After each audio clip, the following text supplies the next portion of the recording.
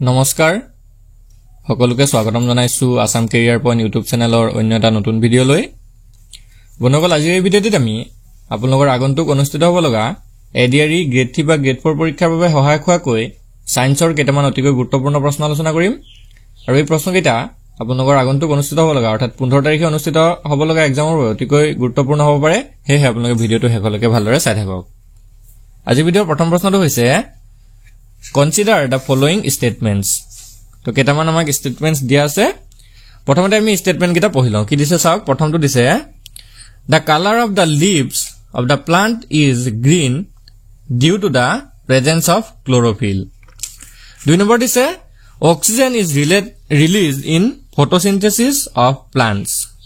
তিন নম্বৰ দিছে Nutrients are transported through the xylem tissue of plants. তো উক্তিসমূহ ভালদৰে আপোনালোকে বিবেচনা কৰি চাই লওক প্ৰথম দিছে যে উদ্ভিদৰ পাতত ক্লোৰোফিল থকাৰ বাবে পাতৰ ৰং হেউজিয়া হয় দুই নম্বৰ দিছে আমাক উদ্ভিদৰ হালুক সংশ্লেষণত অক্সিজেন নিৰ্গত হয় তিন নম্বৰ দিছে উদ্ভিদৰ জাইলেম কলাৰ যোগেদি খাদ্যৰ পৰিবহন হয় তোমালোকক আমি যদি উক্তিকেইটা ভালদৰে চাও আৰু যদি আপোনালোকে সায়েন্স পঢ়িছে তেতিয়াহলে গম পাব উদ্ভিদৰ পাতত ক্লোৰোফিল থাকে হেবাবে কি হয় পাতৰ ৰং হেউজিয়া হয় এক নম্বৰ উক্তিটো ৰাইট হয় দুই নম্বৰ দিছে উদ্ভিদৰ হালুক সংশ্লেষণত অক্সিজেন নিৰ্গত হয় তো এটো উক্তি ৰাইট হয় আমি জানো যে হালুক সংশ্লেষণত অক্সিজেন নিৰ্গত হয় আৰু কাৰ্বন ডাই অক্সাইড শোষণ হয় মানে কাৰ্বন ডাই অক্সাইড হিহঁতি গছে লয় উদ্ভিদে লয় আৰু অক্সিজেনটো এৰি দিয়ে তো এটো ৰাইট হয় তিন নম্বৰটো যদি চাও উদ্ভিদৰ জাইলেম কলাৰ যোগেদি খাদ্যৰ পৰিবহন হয় তো এটো যদি আপোনালোকে পঢ়িছে এটো কিন্তু উক্তিটো ভুল হয় কেলে ভুল হয় কাৰণ জাইলেম কলাৰ যোগেদি খাদ্যৰ পৰিবহন নহয় আপোনালোকে মন ৰাখিব ফ্লোএম কলাৰ যোগেদিহে খাদ্যৰ পৰিবহন হয় জাইলেম কলাৰ যোগেদি পানীৰ পৰিবহন হয় সো এটো উক্তি ভুল এতিয়া আমাক সুধিছে যে হুইচ স্টেটমেন্ট ইজ কাৰেক্ট তো কাৰেক্ট মানে কি শুদ্ধ কোনটো স্টেটমেন্ট হয় এক আৰু দুইটো শুদ্ধ তো 1 and 2 অনলি তো চাওক কোনটো অপচন আছে অপচন বি টো হৈ যাব শুদ্ধ উত্তৰ অপচন বি টো হৈ যাব শুদ্ধ উত্তৰ তো নগল আশা কৰিছো এটা আপোনালোকে এই কোৱেশ্চনটো বুজি পাইছে তো বলক নেক্সট কোৱেশ্চনটো আগবঢ়ো কি দিছে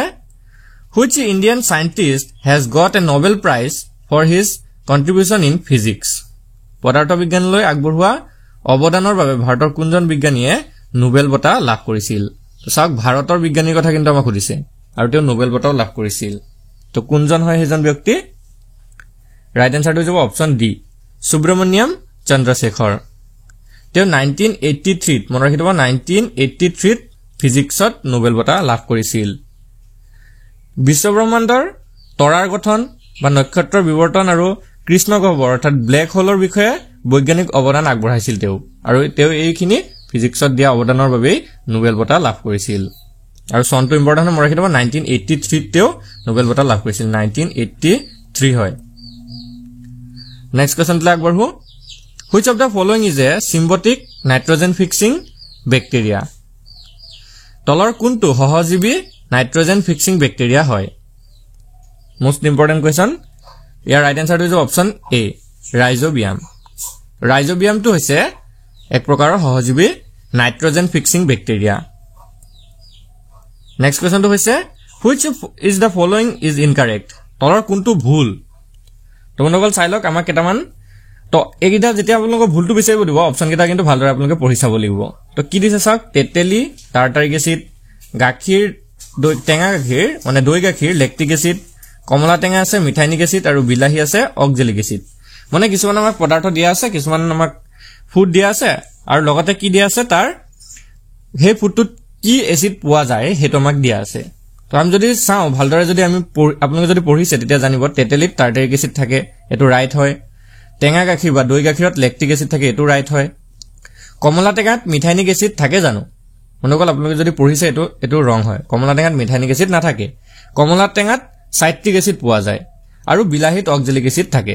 তো এটো আমাৰ ৰাইট হয় তো এতিয়া আমি দেখিলো তিনটা ৰাইট হয় এটা ভুল হয় এতিয়া আমাক ভুলটো উলিয়াব দিছিলে অপচন সি টো হৈ যাব কাৰেক্ট আনসাৰ অপচন সি টো হৈ যাব কাৰেক্ট আনসাৰ আৰু কমলা টেঙাত কি এসিড থাকে এটো মন ৰাখি দিব এটো হৈছে সাইট্ৰিক এসিড কমলা টেঙাত সাইট্ৰিক এসিড পোৱা যায়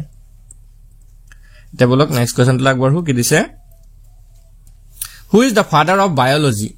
জীৱবিজ্ঞানৰ পিতৃ হিচাপে কাক জনা যায়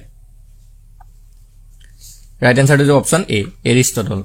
তো এৰিষ্টটললৈকে জীৱবিজ্ঞানৰ পিতৃ বুলি জনা যায়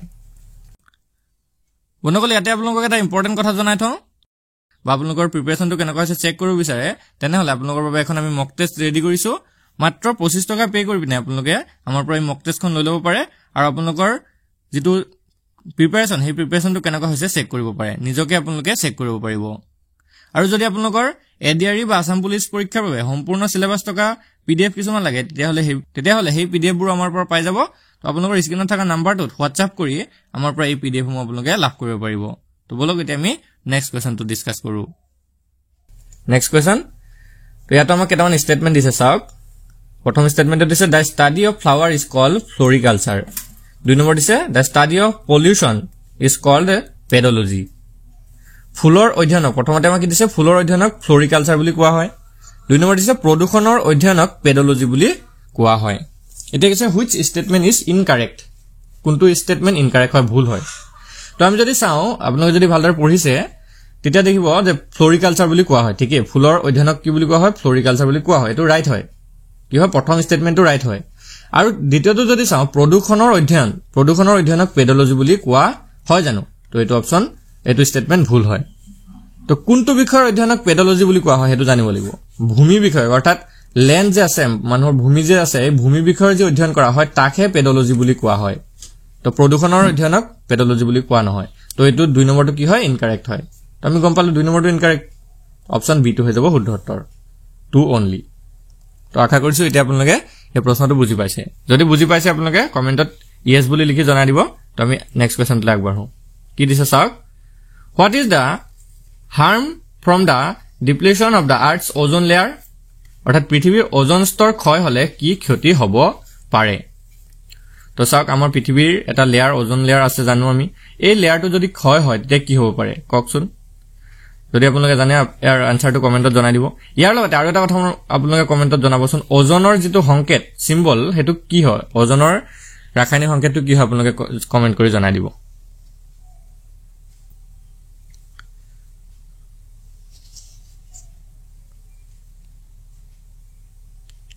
তো বন্ধুসকল ইয়াৰ ৰাইট আনসাৰটো হ'ব option C increase amount of ultraviolet radiation with reach earth surface কি হ'ব চাওক বৰ্ধিত পৰিমাণত অতিবেঙুনীয়া ৰশ্মি পৃথিৱীপৃষ্ঠত উপনীত হ'ব যাৰ ফলত বিভিন্ন ধৰণৰ বেমাৰ আজাৰবিলাক হ'ব পাৰে তো এটাই কথা মনত ৰাখিব যেতিয়া ওজন স্তৰ ক্ষয় হ'ব তেতিয়া কি হ'ব পৃথিৱীত সূৰ্যৰ পৰা অহা যেটো অতিবেঙুনীয়া ৰশ্মি আল্ট্ৰাভায়োলেট ৰেটো আহি যাব আৰু এটো আহিলে পৃথিৱীৰ বিভিন্ন মাৰাত্মক ৰোগবিলাক দেখা দিব পাৰে তো এটো কোৱেশ্চনটো ইম্পৰ্টেন্ট হয় মনত ৰাখি যাব next কোৱেশ্চনটো আগবঢ়ো which of the planets is called a blue planet কোনটো গ্ৰহক নীলা গ্ৰহ বুলি কোৱা হয় এটো আমি সকলোৱে জানো অপচন বি টো হৈ যাব শুদ্ধ উত্তৰ ইয়াৰ লগতে ৰেড প্লেনেট বুলি এটা কোৱা হয় হেতু জানি থব মাৰ্চ অৰ্থাৎ মঙ্গল গ্ৰহ তো মঙ্গল গ্ৰহটোক ৰেড প্লেনেট বুলি কোৱা হয় নেক্সট কোৱেশ্চন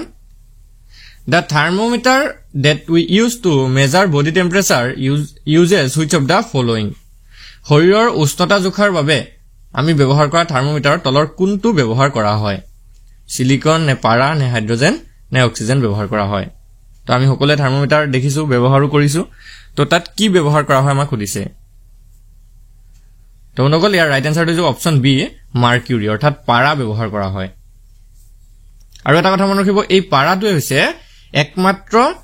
সাধাৰণ উষ্ণতাত থকা জুলীয়া ধাতু তো মনত ৰাখিব একমাত্ৰ জুলীয়া ধাতু হৈছে পাৰা আৰু সাধাৰণ উষ্ণতাত নৰমাল টেম্পাৰেচাৰত যদি আমি জুলীয়া ধাতুবিধ হুদে তেতিয়া কি হ'ব পাৰা হ'ব next কোৱেশ্চনটো আগবাঢ়ো which bone protects the brain from getting damaged or injured কোনডাল হাড়ে মগজুক ক্ষতি বা আঘাতৰ পৰা ৰক্ষা কৰে ৰাইট আনসাৰটো হৈছে অপচন বি স্কাল অৰ্থাৎ লাউখোলা তোমাৰ লাউখোলাটোৱে আমাক মগজুটোক ক্ষতি হোৱাৰ পৰা আঘাতৰ হোৱাৰ পৰা ৰক্ষা কৰে next question which of the following is called a suicide bag তলৰ কোনটোক আত্মঘাতী মুনা বুলি কোৱা হয় মোস্ট ইম্পৰ্টেন্ট কোৱেশ্চন হয় কিন্তু এটো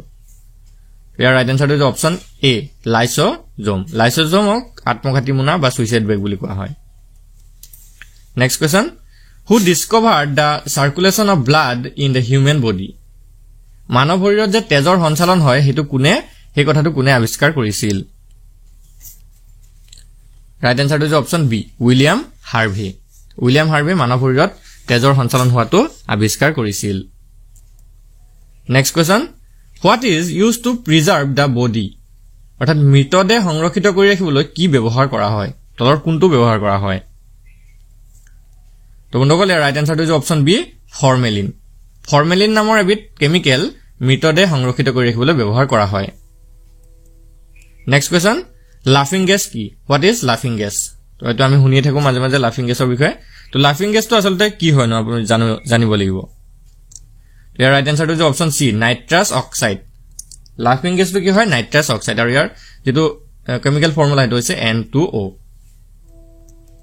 নেক্সট কোৱেশ্চনটো হৈছে what physical phenomena causes Rashtra in the desert কি ভৌতিক পৰিঘটনাৰ বাবে মৰুভূমিত মৰিচিকাৰ সৃষ্টি হয় শুদ্ধটোৰ হৈছে অপচন সি পোহৰৰ আভ্যন্তৰীণ পূৰ্ণ প্ৰতিফলনৰ বাবে তো পোহৰৰ আভ্যন্তৰীণ পূৰ্ণ প্ৰতিফলনৰ বাবে মৰিচিকাৰ সৃষ্টি হয় নেক্সট কোৱেশ্চন সূৰ্যৰ পোহৰত যে 7টা ৰং আছে এই কথা কোনে প্ৰমাণ কৰিছিল who prove that there are 7 colors in sunlight শুদ্ধটোৰ হৈছে option B Newton sir Isaac নিউটনে সূৰ্যৰ পোহৰত 7টা ৰং থকা কথাটো প্ৰমাণ কৰিছিল নেক্সট কোৱেশ্চন কি দিছে চাওক 42 কিলোমিটাৰ প্ৰতি ঘণ্টাত এখন গাড়ী সমদ্ৰুতিৰে গৈ থাকে 10 মিনিটত গাড়ীখনে কিমান দূৰ অতিক্ৰম কৰিব A car traveling at 42 km per hour distance covered by the vehicle in 10 minutes. তো যদি এখন গাড়ী 42 কিলোমিটাৰ প্ৰতি ঘণ্টাত গৈ থাকে তেতিয়া গাড়ীখনে 10 মিনিটত কিমান দূৰ যাব সিম্পল ফিজিক্সৰ লগতে আপোনালোকৰ এটো এটা মেথছৰ কোৱেশ্চন আহি গল তো কি কৈছে চাওক 42 কিলোমিটাৰ যায় 1 ঘণ্টাত 42 কিলোমিটাৰ যায় 1 ঘণ্টাত তো আমি যদি ঘণ্টাটো মিনিটত লৈ যাওঁ কিমান হ'ব তো আমি যদি চাওঁ যে 42 কিলোমিটাৰ যদি ঘণ্টাত যায় তো এটো যদি মিনিটত লৈ যাওঁ 42 কিলোমিটাৰ যাব 60 মিনিটত 42 কিলোমিটাৰ যাব কিমান মিনিটত 60 মিনিটত এতিয়া আমাক কৈছে যে 1 মিনিটত উলিয়াই লওঁ 1 মিনিটত কিমান যাব চাওক 1 মিনিটত যাব 42/60 42/60 আৰু 10 মিনিটত উদিছে সো আমি 10 টো পূৰণ কৰি দিম একদম সিম্পল হয় 10 টো পূৰণ কৰি দিম 0 0 কাটি যাব 6 যদি 42 কাটো 6 7 গুণ 42 তো 10 মিনিটত কিমান যাব গাড়ীখন 7 কিলোমিটাৰ যাব 7 কিলোমিটাৰ হ'ব অপচন কোনটো শুদ্ধ হ'ব চাওক অপচন বি টো হৈ গল শুদ্ধ উত্তৰ অপচন বি টো হৈ যাব শুদ্ধ উত্তৰ 7 কিলোমিটাৰ একদম সহজ প্ৰশ্ন আছিল আপোনালোকে কৰি চাব পাৰে নেক্সট কোৱেশ্চন লাগবৰু চন্দ্ৰলৈ যোৱা মহাকাশচাৰী এজনে চন্দ্ৰত আকাশৰ ৰং কেনে দেখিব how will an astronaut going to the moon see the colour of the sky on the moon তো নগল ইয়াৰ ৰাইট আনসাৰটো হৈছে অপচন ডি কোলা তো আমি জানো যে চন্দ্ৰত এতিয়ালৈকে বৰ্তমান কোনো বায়ুমণ্ডল নাই আৰু বায়ুমণ্ডল নথকা জায়গাত আমি জানো হেতু তাত আকাশৰ ৰংটো কেনেকুৱা দেখা পায় কোলা দেখা পায় তো হে অপচন ডি হৈ যাব শুদ্ধ উত্তৰ next question What lenses should I use to remove eye hypermetropia defect? চকুৰ hypermetropia দুখ আঁতৰাবলৈ কি লেন্স ব্যৱহাৰ কৰিব লাগে? ৰাইট আনসাৰটো হৈছে অপচন এ উত্তল লেন্স ব্যৱহাৰ কৰি hypermetropia দুখটো আঁতৰাব পাৰি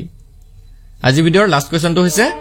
কিহৰ বিকল্প স্বৰূপে কম্প্ৰেছড নেচাৰেল গেছ অৰ্থাৎ CNG ব্যৱহাৰ কৰা হয় তো আমি আজিকালি শুনিয়ে থাকো যে CNG ব্যৱহাৰ কৰা হৈছে CNG গাড়ী ওলাইছে CNG মটৰচাইকেল ওলাইছে তো এটো কিহৰ বিকল্প স্বৰূপে ব্যৱহাৰ কৰিছে তো এটো ৰাইট আনসাৰটো হৈছে অপচন ডি পেট্ৰলৰ বিকল্প অৰ্থাৎ পেট্ৰল যদি নোহোৱা হৈ যায় তেতিয়া আমি CNG ব্যৱহাৰ কৰিও গাড়ী মটৰ বিলাক চলাব পৰা যাব তো অপচন ডি হৈ যাব শুদ্ধ উত্তৰ বন্ধুসকল আশা কৰিছো আজি ভিডিঅটো আপোনালোকৰ বাবে ইনফৰমেটিভ হ'ব যদি ভিডিঅটো ভাল লাগে ভিডিঅটো এটা লাইক কৰি দিব আৰু বন্ধু বান্ধৱীৰ সৈতে শ্বেয়াৰ কৰি দিব ধন্যবাদ